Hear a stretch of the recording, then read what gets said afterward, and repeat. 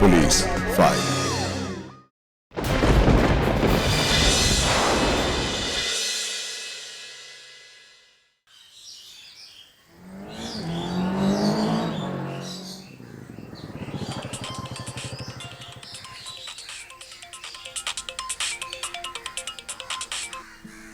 Hello, কে বলছেন? দিদি আমি বলছি। তুই কোথা থেকে? এটা কার নাম্বার? বেশি কথা বলতে পারবো না, তুই একবার কাল সকালে আসতে পারবি? কাল সকালে? কেন, কি হয়েছে? আমার খুব বিপদ দিদি, তুই কাল আয়, আমি সব বলবো। বিপদ? কি বিপদ? তুই কাল আগে আয় তো, তারপর সব বলবো। 11টার পরে আসবি। আমি এখন রাখছি। হ্যালো হ্যালো, আবার কি হলো?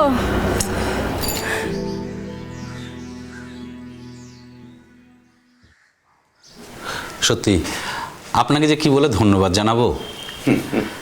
ধন্যবাদ আপনারই প্রাপ্য। এই সমস্ত গরিব অসহায় মেয়েদের নিয়ে আপনি যে কাজটা করছেন, সত্যি সেটা কেউ করে না। এদের লেখাপড়ার দায়িত্ব, এদের খাওয়া পড়ার দায়িত্ব, এরপরে তো আবার এদের হাতের কাজও শেখাবেন বলছেন। সেরকমই তো ইচ্ছে আছে। তার আগে দরকার ওদেরকে শিক্ষিত করে তোলা। জানেন মানসবাবু, আমাদের সমাজে মহিলাদের শিক্ষিত হওয়াটা যে এতটা জরুরি, সেটা যখন সাধারণ মানুষ বুঝতে পারবে, রিয়েলাইজ করবে, তখনই সমাজটাই বদলে যাবে। অবশ্যই বদলাবে, আর আপনাদের মতো মানুষেরাই বদলাবে। আপনি তখন থেকে আমাকে লজ্জা দিয়ে চলেছেন। আচ্ছা, আমি একা কি করতে পারতাম বলুন তো, যদি না আপনাদের মতন কিছু সংগঠন, কিছু ফাউন্ডেশন আমাদের পাশে এসে না দাঁড়াতো।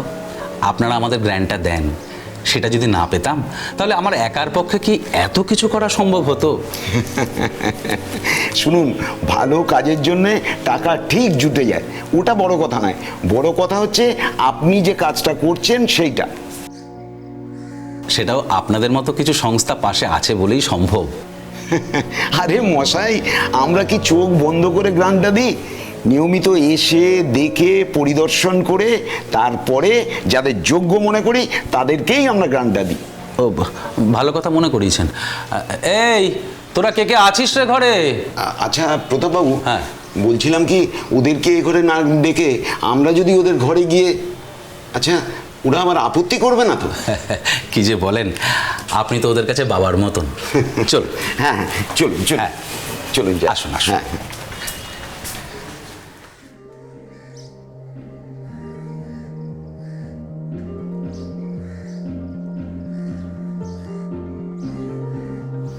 কিরে, তোরা সব আছিস তো ঘরে? মানসবাবু এসেছেন। হ্যাঁ স্যার আসুন, এই মানসবাবু এসেছেন। হ্যাঁ স্যার আসুন আসুন। আসুন আসুন আসুন। হ্যাঁ, হ্যাঁ, এখানে বসুন, দেখেন। স্যার, হ্যাঁ হ্যাঁ, বসুন। কিরাম আছো সবাই? ভালো আছি স্যার। থাক থাক থাক থাক থাক থাক। আহ, বলেছি না আমাকে স্যার বলবে না। তোমাদের স্যার একজনই, এই প্রতাপ বাবু। উনিই তো আমাদের সব কিছু। স্যার বলেন তো স্যার, ভগবান বলেন তো ভগবান। এবার কিন্তু তোরা মার খাবি, যা মুখে আসছে তাই বলে যাচ্ছিস। হ্যাঁ, আহ, ওদেরকে বকছেন কেন? ওরা যেটা ফিল করছে সেটাই বলছে। সত্যি স্যার না থাকলে আমরা তো বাঁচতামই না। আমার তো তিন কুলে কেউ নেই, রাস্তায় রাস্তায় ঘুরে বেড়াতাম। স্যারই তুলে এনে আমাকে নতুন জীবন দিয়েছেন। আমরা এখন পড়াশুনো করছি, মাথার উপর ছাদ আছে, দুবেলা দুমুঠো খেতে পাচ্ছি। এরপর হাতের কাজ শিখে নিজের পায়ে দাঁড়াবো, সবই তো স্যারের জন্যই। আর শুধু তো আমরা নই, এখানে বেশ কয়েকজন মেয়ে আছে, আপনি তাদেরকে জিজ্ঞাসা করুন, সবাই একই কথা বলবে। তাহলে বলুন ওরা ভুল কি বললো? ঠিক আছে ঠিক আছে মানসবাবু, চলুন আমরা পাশের ঘরে গিয়ে অন্য মেয়েদের সাথে কথা বলি। হ্যাঁ, হ্যাঁ, এরা বড় বাজে বক। চলুন। ঠিক আছে, আমি এলাম। এই তোরা ভালো কাজ থেকো। কর। আচ্ছা স্যার। শ্রীরামপুর থানা এলাকার একটি নামী কলেজ, সেই কলেজের অধ্যাপক প্রতাপ কয়াল পড়ানোর পাশাপাশি একটি স্বেচ্ছাসেবী সংস্থার সাহায্যে গরিব দুস্থ এবং অসহায় মেয়েদের পড়াতেন, তাদের নিজের কোয়ার্টারে রাখতেন, তাদের খাওয়া পড়ার দায়িত্ব তিনি নিয়েছিলেন। যেসব মেয়েদের থাকার জায়গা নেই, পরিবারের কেউ নেই, তাকে তিনি নিজের কাছে রেখে পড়াতেন। মেয়েগুলো স্বাভাবিকভাবেই তাকে প্রায় ভগবানের চোখে দেখত। এরপর একটু অন্যদিকে যাওয়া যাক, সুদূর মুম্বাইতে। সেখানে গোপাল নামের এক ভদ্রলোক এক গার্মেন্টসের কারখানায় কাজ করতেন। তার 2 মেয়েকে রেখে তার স্ত্রী মারা যাওয়ার পর তিনি আবার বিয়ে করেন সবিতা নামের একজনকে। সংঘাতের সূত্রপাত এখান থেকেই। দেখুন, সারাদিন কাজে ফাঁকি। কালকে না তোকে বলেছিলাম সকালবেলা উঠে জামা কাপড়গুলো কেচে রাখবি। সারা দিন হয়ে গেল, আর্ধেক কাজ শেষ হয়নি। সারাদিন করছিলি নাকি? আমি তো কাজই করছিলাম, সে দুপুর থেকেই তো। দুপুর? সারা সকাল কি করলি? সকালবেলা একটু পড়া ছিল, একটু পড়ে নিলাম, তারপর তো কাজ আর কাজ। ও, আবার পড়াশোনার ভূত। বলছে মেয়ে মানুষেরা তো পড়াশোনা করে কি হবে? পড়বো না আমি? তুমি তো জানো মা, আমি পড়াশোনা করতে ভালোবাসি, আমি পড়াশোনা করতে চাই। তা এত পড়াশোনা করে কি তুমি জজ ব্যারিস্টার হবে, নাকি তোমার 4টে হাত পা গজাবে? সেই তো বিয়ের পরে অন্যের বাড়ির ঘানি টানতে হবে, এই যেমন আমি টানছি। একদিকে বুড়ো বর, অন্যদিকে তার এই দামড়া বিদ্যাধরী মেয়ে। সব শেষ করে দেবো জ্বালিয়ে পুড়িয়ে। সব সব আমি জ্বালিয়ে পুড়িয়ে শেষ করে দেবো। আমার কথা শোনো মা, আমার কথা শোনো, এরকম করো না মা, প্লিজ। তুমি আমার পড়াশোনা বন্ধ করো না। আমি তোমার দুটি পায়ে পড়ে আমি তোমার সব কাজ করে দেবো, প্লিজ। আমি পড়াশোনা ছাড়ানোর কি? এমনিতেই তো সৎমা বলে আমার বদনাম আছে। তাই বলছিলাম, যেটা ভালো করে শোন, তাই বলছিলাম কি, ঘরের কাজে মন দে। এত পড়াশুনো করে কোনো লাভ নেই। বোঝাও বোঝাও তোমার বিদ্যাধরীকে। এত পড়াশুনো না করে একটু ঘরের কাজকর্ম শিখুক, তাহলে শ্বশুর বাড়িতে অন্তত বদনামটা হবে না।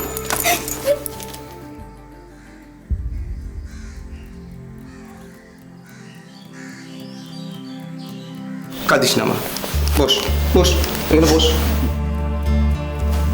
তুই সবিতার কথা কিছু মনে করিস না মা, তুই তো জানিস ওকে। আমি পড়তে বসলেই নতুন মা রাগ করে, কেন গো বাবা?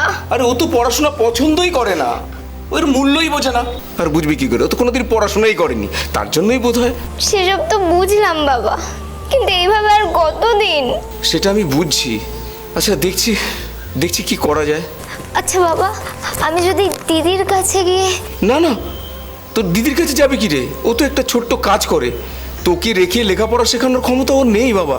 তাহলে আমার কি আর লেখাপড়া করা হবে না? আমার তো কত স্বপ্ন ছিল, লেখাপড়া করে বড় হব, নিজের পায়ে দাঁড়াবো, সেসব কি আর কিছুই? তুই চিন্তা করিস না মা, চিন্তা করিস না। আমি সোমার সাথে একটু কথা বলি, বুঝলি? ঠিক একটা না একটা ব্যবস্থা আমি করবই। তুই পড়াশোনায় এত ভালো, এভাবে তোর পড়াশোনাটা বন্ধ করে দেওয়া যায় না মা। ঠিক কোনো না কোনো একটা ব্যবস্থা আমি করবই। তুই চিন্তা করিস না মা, তুই চিন্তা করিস না, এভাবে ভেঙে পড়িস না মা, তুই চিন্তা করিস না। ঠিক কোনো না কোনো ব্যবস্থা একটা করবই, দেখিস। হ্যাঁ, এই হচ্ছে ব্যাপার। তুই সমস্যাটা বুঝলি তো মা? আমি এখন কি করব কিছুই বুঝে উঠতে পারছি না। এতে বোঝার কি আছে? তোমার বউ, তুমি শাসন করতে পারছো না? না মানে, আরে আমার বউ ঠিক আছে, আরে সে তো তোরও মা নাকি? মানা ছাই, সৎমা। তুমি ভুলে যাচ্ছ বাবা, আমার আর প্রিয়ার মা অনেকদিন আগেই মারা গেছে, তারপরে তুমি ওকে বিয়ে করে এনেছো। ভাগ্যিস একসাথে থাকতে হয় না আমাকে, থাকলে আমারও অবস্থা খারাপ করে দিত। যা মহিলা। থাক মা, এইসব কথা এখন থাক। এখন না হয় প্রিয়ার ব্যাপারটা নিয়ে একটু। হ্যাঁ, সেটা বলার জন্যই তো আমি ফোন করেছি। আমি এখানে একজনের খোঁজ পেয়েছি, এই একটু দূরেই শ্রীরামপুরে। উনি গরিব অসহায় মেয়েদের নিজের কাছে রেখে পড়ান। তুমি এক কাজ করো বাবা, তুমি কাজ থেকে ছুটি করে প্রিয়াকে নিয়ে কলকাতায় চলে এসো, আমরা ওনার কাছে যাই, গিয়ে দেখি উনি কি বলেন। খুব ভালো কথা মা, কিন্তু খরচার ব্যাপারটা তুই তো আমার অবস্থাটা খুব ভালো করেই জানিস মা। উফ বাবা, তোমার কি হয়েছে বলো তো? বললাম না, উনি গরিব অসহায় মেয়েদের নিজের কাছে রেখে পড়ান। অনেক মেয়েরাই থাকেন, কোনো খরচা দিতে হয় না, উনি কী সব গ্রান্ট টান পান। তুমি প্রিয়াকে নিয়ে এখানে এসো, ওনার কাছে যাই, গিয়ে দেখি কপালে কি আছে। আচ্ছা আচ্ছা মা, ঠিক আছে, তাহলে রাখি মা। আচ্ছা।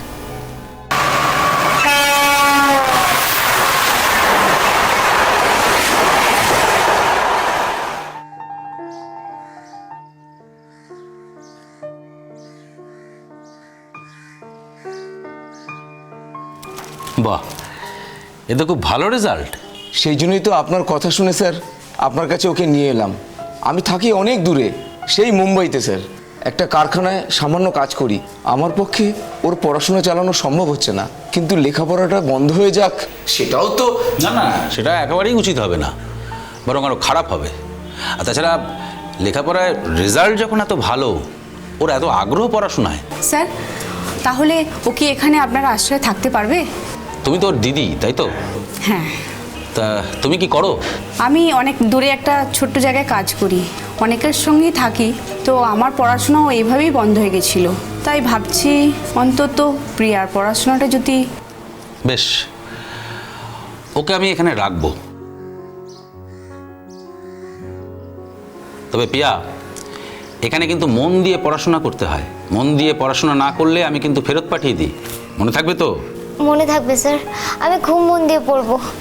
আপনি একটা সুযোগ দিয়ে দেখুন, আমি আপনার সব কথা শুনে চলবো। না না, আমার কথা শুনে চলাটা বড় কথা নয়, কিন্তু পড়াশোনার জন্য যা যা করার দরকার তাই তাই করতে হবে। এখানে তোমার মতো আরও অন্যান্য যারা রয়েছে, তাদের অবস্থা হয় তোমার মতো, নয় তোমার থেকে আরও খারাপ, কিন্তু তারা সবাই লেখাপড়ার জন্য প্রচুর খাটে, আর সেই খাটনি তোমাকেও করতে হবে। আর এই ব্যাপারে কিন্তু আমি কোনো কম্প্রোমাইজ করি না। নিশ্চয়ই খাটবো স্যার, আমি তো চাই পড়াশোনা করে নিজের পায়ে দাঁড়াতে।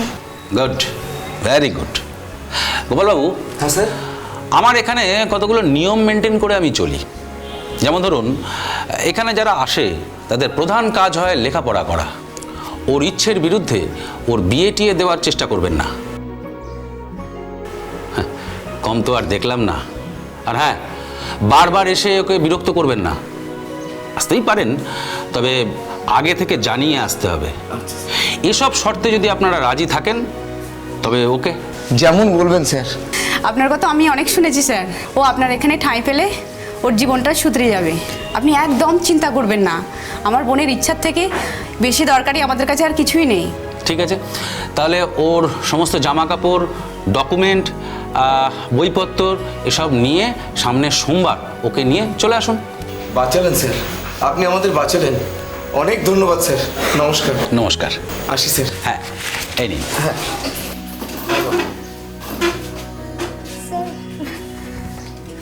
ঠিক আছে ঠিক আছে, আর প্রণাম করতে হবে না। হ্যাঁ, বেঁচে থাকো। আসলাম। এসো। নমস্কার। হ্যাঁ, নমস্কার।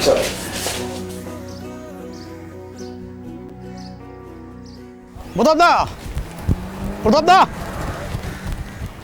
ও প্রতাপদা, আরে ডাকছিলাম শুনতে পাচ্ছিলেন না? না ভাই, একটু তাড়া ছিল। হ্যাঁ, কি বলছিলে বলো। বলছি আজ কলেজ থেকে তাড়াতাড়ি বেরোলেন, কোথাও যাচ্ছেন নাকি? কোথায় আর যাবো, এই কোয়ার্টারেই ফিরছিলাম। কটা মেয়ের পরীক্ষা তো, তাই একটু দেখিয়ে টেকিয়ে দিতে হবে আর কি। বাহ বাহ, আপনি তো ভালোই আছেন। ওদিকে কলেজ, তারপর আবার ওই সমাজ সেবা টেবা। হ্যাঁ, ভালোই আছি। অন্তত নিজের মনে শান্তি পাই আর কি। কটা প্রায় অনাথ মেয়েকে জ্ঞানের আলো জ্বালতে পারছি ওদের মনে। সমাজের কাছে আমাদের এটাই বড় ঋণ, তাই না? তুমি না হেভি জ্ঞান দাও, আমি কিন্তু অত শত বুঝি না দাদা। আমি শুধু এইটুকু বুঝি, খাচ্ছ দাচ্ছ, কলেজে পড়াচ্ছ, মোটা মাইনে পাচ্ছ, সঙ্গে গানটাও ভালোই গুছিয়ে নিচ্ছ, তারপর ওই কচি কচি মেয়েদের নিয়ে। এই, চুপ, হ্যাঁ, চুপ, একদম চুপ। ছি ছি ছি ছি ছি, তুমি না শিক্ষক? তোমার রুচিবোধ এতটা নিচে নেমে গেছে, এই জন্য তোমাদের মতো মানুষদের সাথে কথা বলতে আমার ঘেন্না হয়। আমি চললাম। আরে রাগ করছেন কেন? আমি তো এমনি। শোনো, যেদিন নিজের মানসিকতা পরিষ্কার করতে পারবে সেদিন আমার সঙ্গে কথা বলবে, তার আগে নয়। আমি চললাম। আরে প্রতাপদা, প্রতাপদা,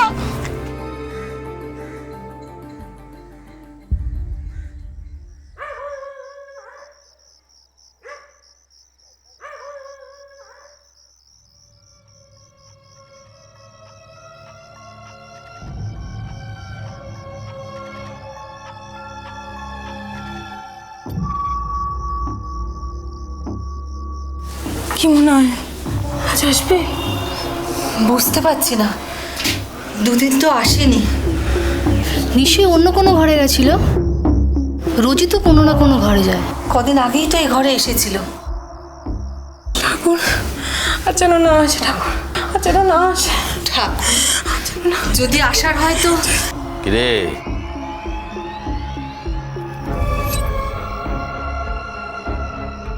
তোরা পড়াশোনা করছিস না? হ্যাঁ পড়ছিলাম তো, আমরা সবাই পড়ছিলাম।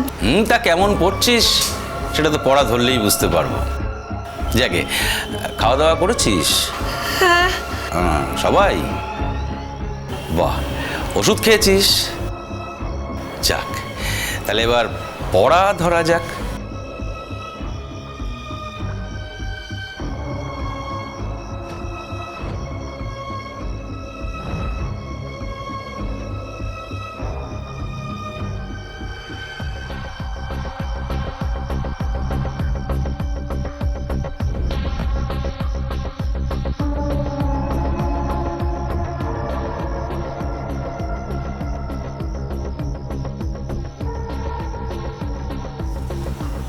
তোরই পড়া ধরবো।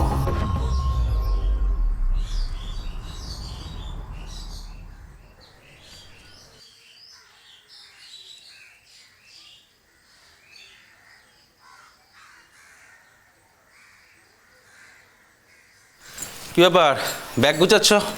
কোথাও বেরোচ্ছ নাকি? হ্যাঁ, বাপের বাড়ি যাচ্ছি। হঠাৎ করে, আগে বলোনি তো তাই। কেন, আপত্তি আছে নাকি? আমি গেলে তো তোমার সুবিধাই হয়। আবার সেই একই কথা। তোমাকে আমি কতদিন বলেছি? তুমি বলেছো আর আমি বিশ্বাসও করেছি। সন্দেহ হতো, তবুও ভাবতাম না ভুল ভাবছি বোধহয়। কিন্তু এখন তো আর সন্দেহের কোনো অবকাশই নাই।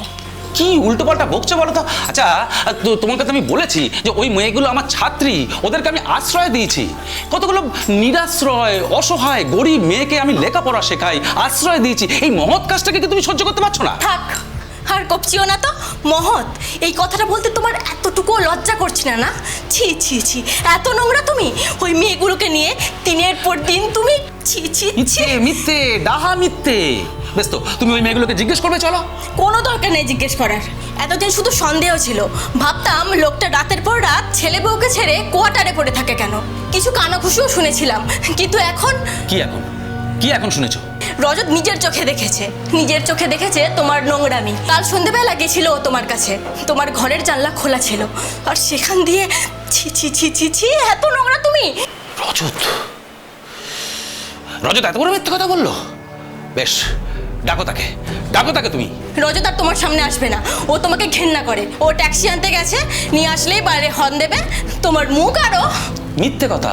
বিশ্বাস করো, ও মিথ্যে কথা বলছে। আমি কাল ওখানে ছিলামই না, আমি বাইরে গিয়েছিলাম। বেশ তো, আর ও যদি গিয়েই থাকে তাহলে আমাকে ডাকলো না কেন? নিজের বাবাকে ওই অবস্থা থেকে কোন ছেলে ডাকবে? হ্যাঁ, আমি চললাম। তোমার সঙ্গে থাকা আর আমার পক্ষে সম্ভব হলো না। আমি ডিভোর্স চাই, ভালোই ভালো সেটা দিয়ে দিও, না হলে কিন্তু প্রচুর কাদা ছিটবে, মনে রেখো। মানুষ শোনো, আমার কথাটা একটিবার ভেবে দেখো। মানুষ প্লিজ, একটিবার আমার কথা শোনো। এটা শুধুমাত্র কোনো একটা ভুল বোঝাবুঝি হচ্ছে। রজত মিথ্যে কথা বলছে। তুমি আমাকে রজতের সঙ্গে একবার কথা বলতে দাও, আমি প্রমাণ করে দেবো। প্রমাণ? আমি উকিল নই, এটা কোর্টও নয়। আমি আমার ছেলেকে বিশ্বাস করি, অন্তত তোমার থেকে তো অনেক বেশি। সরো। মানুষ শোনো, মানুষ আমার কথাটা শোনো। ছেলে, কতবার বলেছি না বলে কই আসবি না, শুনলো না, চলে এলো। আর এলো তো এলো, জানলা দিয়ে সব দেখেও ফেললো। আচ্ছা তুই বল, সবসময় জানলা বন্ধ করার কথা খেয়াল থাকে কারোর? কেন, খুব বাওয়াল হয়েছে? মানে গড়গড়িয়ে আমার সামনে দিয়ে চলে গেল। হ্যাঁ, এত বড় সাহস! যাবার জায়গা আছে তাই গেছে, আমাদের মতো তো নয়। কোথায় যাচ্ছিস? বাথরুমে যাব। পরে যাস, কথা আছে। কাল আর একটা মেয়ে আসছে নতুন, নাম পিয়া। ওকে আবার আরো একজন? কেন, তোদের তাতে অসুবিধা কি? বরং ওয়ার্কলোডটা তো একটু কমবে। যা বলছিলাম, মেয়েটা এলে আবার গলগলিয়ে সব বলে দিস না।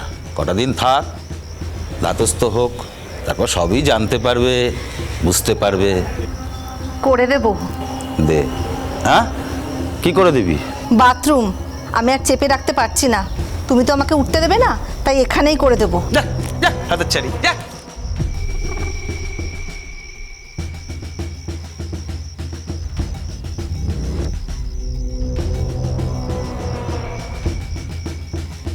পিয়া, আসবো?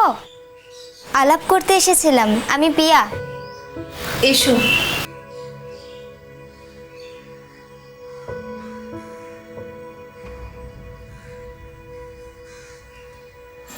আমি বাবলি, ও অতসী, আর ও সোনালি।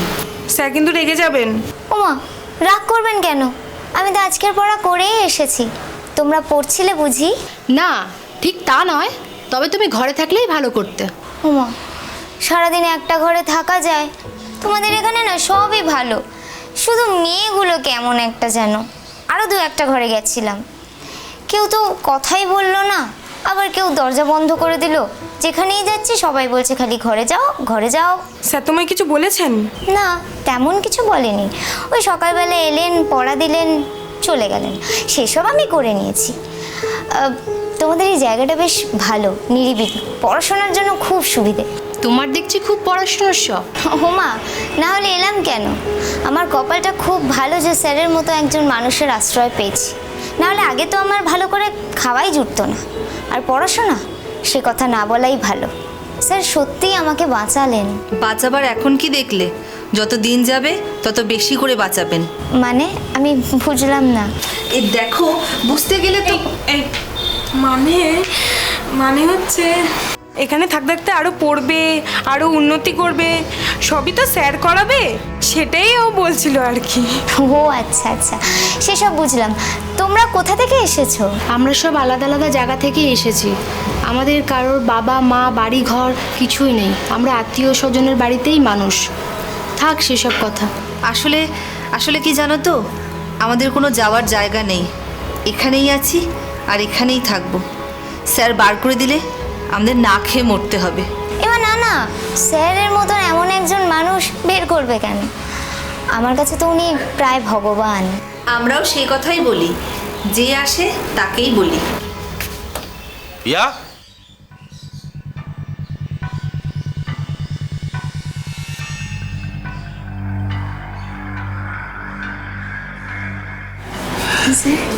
তোমার আজকের পড়াশোনা সব হয়ে গেছে? হ্যাঁ স্যার, হয়ে গেছে। আপনি ধরবেন? ধরবো ধরবো ধরবো, সময় হলেই ধরবো।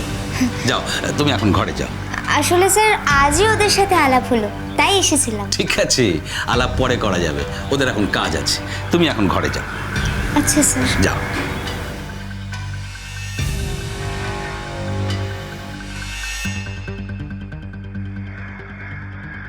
সত্যি প্রতাপবাবু, জোরই চোখ আপনার। আপনি ঠিক খুঁজে খুঁজে ট্যালেন্টেড মেয়েগুলোকে বার করে আনেন। না মানুষ, আমি ওকে খুঁজে আনিনি, ওই আমার কাছে এসেছিল, আমি অ্যাকসেপ্ট করেছি মাত্র। আচ্ছা আচ্ছা, সে যাই হোক, ও কিন্তু খুব ট্যালেন্টেড। বস বস। হ্যাঁ হ্যাঁ,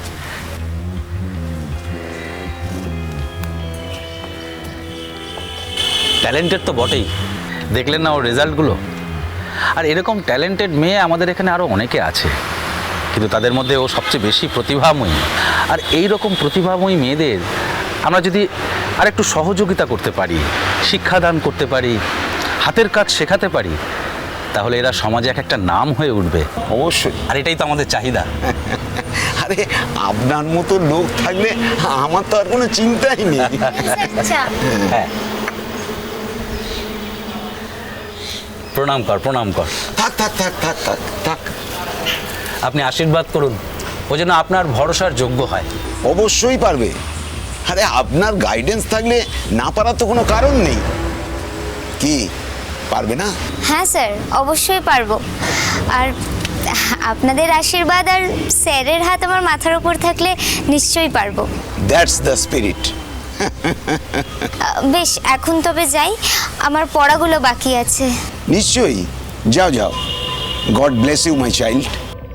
আর শোনো, ভালো করে দেখে টেকে নিও, আজ রাতে কিন্তু আমি পড়া ধরবো, কেমন? ঠিক আছে স্যার। নিন।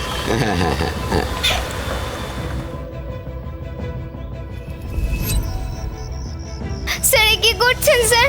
দয়া করুন না স্যার, ছাড়ুন, লাগছে।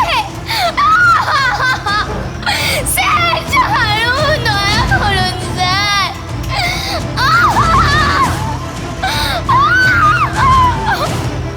স্যার স্যার স্যার ছাড়ুন স্যার।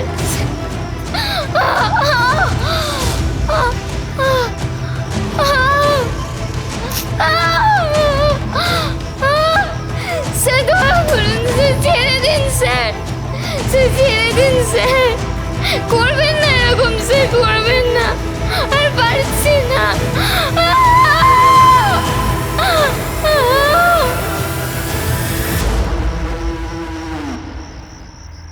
যাক, হয়ে গেছে।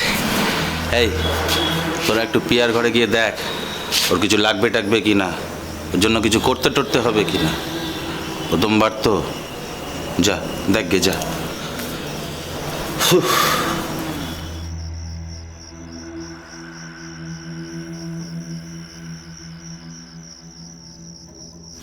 পিয়া, কাঁদিস না পিয়া, কাঁদিস না।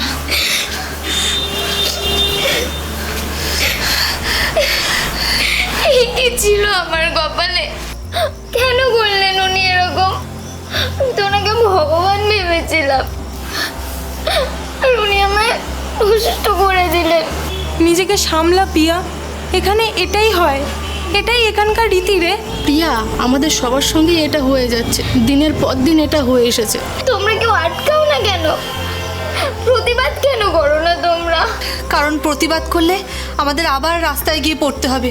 সেখানে তো রোজ রাতে আলাদা আলাদা মানুষ আমাদের ছিঁড়ে খাবে। এখানে তো তবু একজনই, তাও রোজ নয়, তাও খেতে পারছি, পড়তে পারছি। পিয়া, পৃথিবীতে কিছুই মাগনায় আসে না। ধরে নে আমরা যা যা পাচ্ছি এটাই তার দাম। তাছাড়া ওই লোকটার অনেক ক্ষমতা, আমরা যদি মুখ খুলি আমরাই ফেসে যাব। ওর তো কিছুই হবে না, মাঝখান থেকে এই নিশ্চিত আশ্রয়টাকেও হারাবো।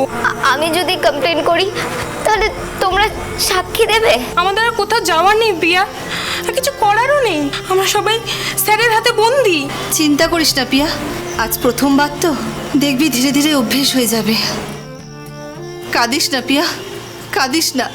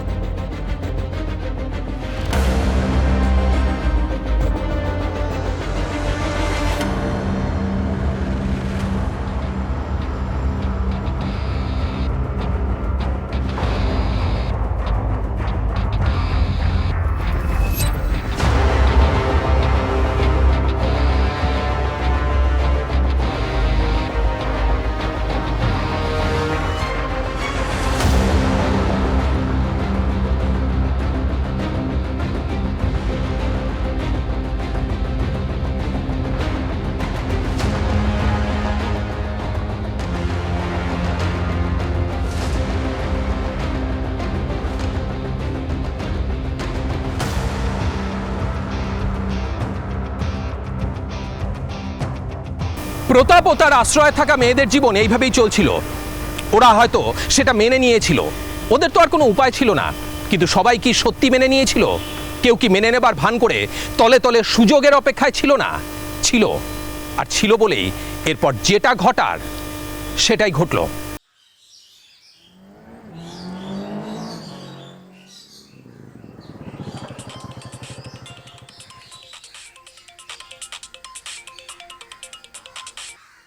হ্যালো, কে বলছেন?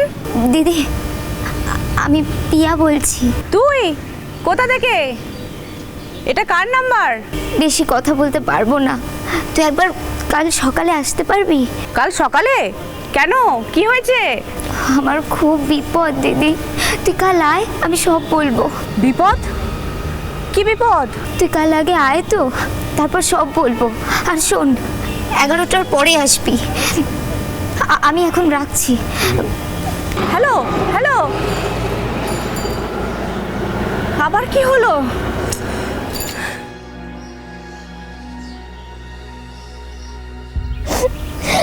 এভাবেই চলে যাচ্ছে রাতের পর রাত, আমি আর পারছি না দিদি। এত কিছু হয়ে গেল, আমাদেরকে জানাসনি? কি করে জানাবো? আর খবর দেওয়ারও তো কেউ ছিল না। তাছাড়া আমি ভয়ও পেয়ে গেছিলাম। স্যার বলেছিল আমি যদি মুখ খুলি তাহলে ও আমাকেই ফাঁসাবে, আর বাকি মেয়েরাও সবাই ওর হয়েই সাক্ষী দেবে। আর ওরাই বা কি করবে বল? ওদের তো যাওয়ার কোনো জায়গাও নেই। আমি ভাবছি কি জানোয়ার লোকটা, মহৎ মানুষের মুখোশ পরে এইসব করে বেড়াচ্ছে, আর তাকে বাধা দেওয়ারও কেউ নেই। সবাই মেনে নিচ্ছে, সব মেয়েরা। আমিও মেনে নিতাম, কিন্তু আমি আর পারছি না রে দিদি। আতঙ্কে রেখেছে সবাইকে। তোকে আমি এমনি এমনি 11টার পর আসতে বলিনি, এই সময়ও কলেজে বেরিয়ে যায় তাই বলেছি। না না, এসব চলতে পারে না, ওকে উচিত শিক্ষা দিতেই হবে। কি করবো রে এখন আমরা দিদি? আমরা পুলিশের কাছে যাব, ওর নামে ডায়েরি করব। কিন্তু ও যে বলেছিল। ওরা ভয় দেখানোর জন্য অনেক কিছু বলতে পারে, তুই একদম চিন্তা করিস না। চল তো, তুই আমার সাথে চল। সব কিছু তো সোজা নয়। চল তো বোন, চল, তুই আমার সাথে চল। চল চল।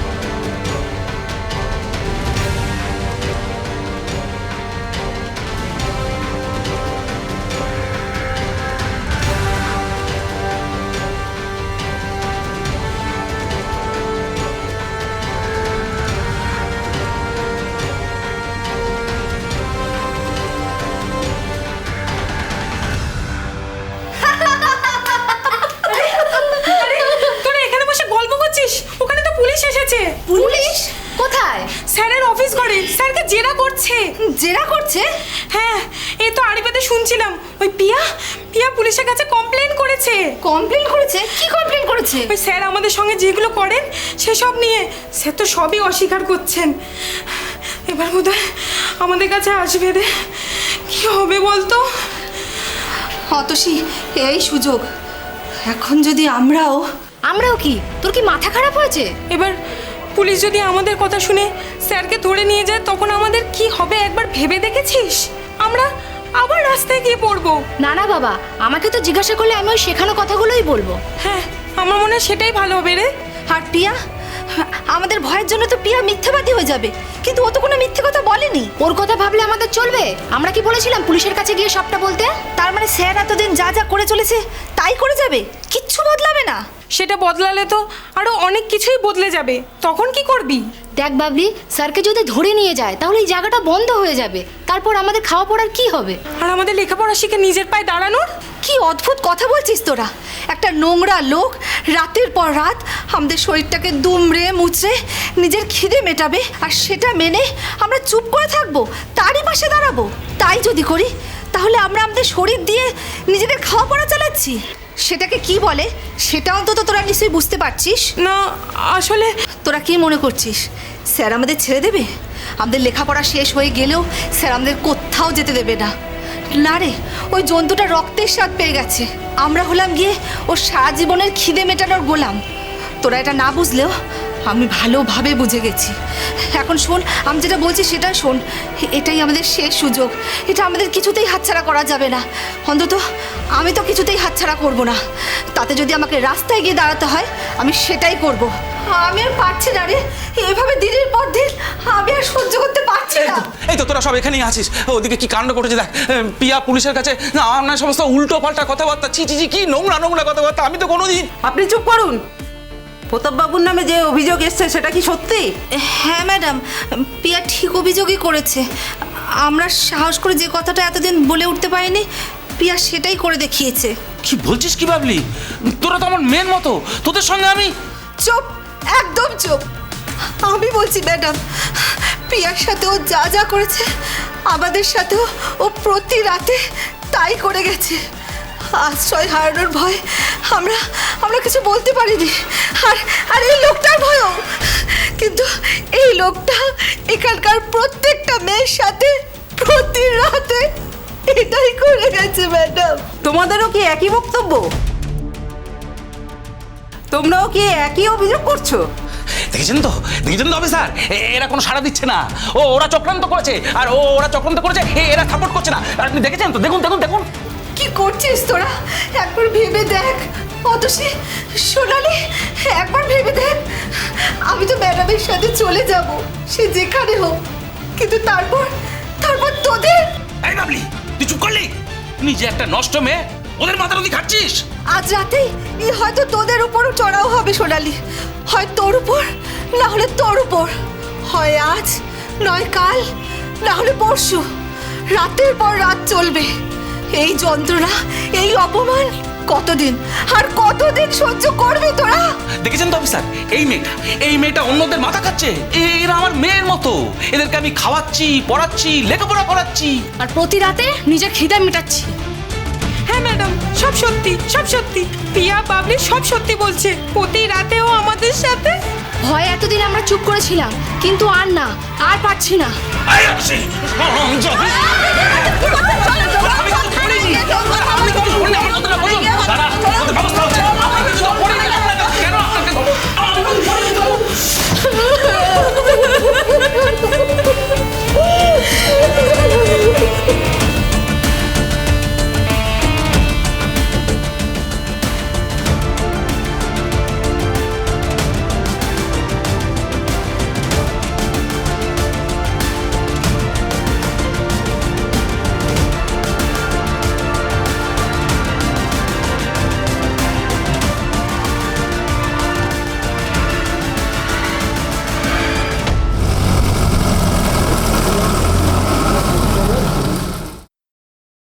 গ্রেপ্তার হওয়া প্রতাপ এখন পুলিশি হেফাজতে।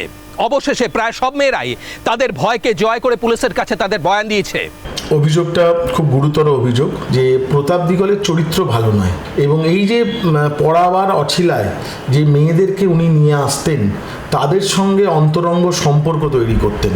স্ত্রী এটার প্রতিবাদ করায় স্ত্রীকেও মারধর করতে খেতে হয়, এবং তার জন্য মামলা হয়। সেই মামলা এখনো চলছে। প্রতাপের বিরুদ্ধে মামলা চলছে, ছাড়া সে পাবে না। আমরা আশা করব যে তার এই জঘন্য কাজের সর্বোচ্চ সাজা সে পাবে। একজন শিক্ষক হয়ে রিপোর্ট তাড়নায় যে নোংরা কাজ সে দিনের পর দিন করে গেছে, কিছু অসহায় মেয়ের অসহায়তার সুযোগ নিয়ে দিনের পর দিন তাদের ব্যবহার করে গেছে, কোনো সাজাই তার পক্ষে যথেষ্ট নয়। তারনাথ দাস, এই নোংরা অসুস্থ ব্যক্তিটির কোনো ক্ষমা নেই। আজ এই পর্যন্তই।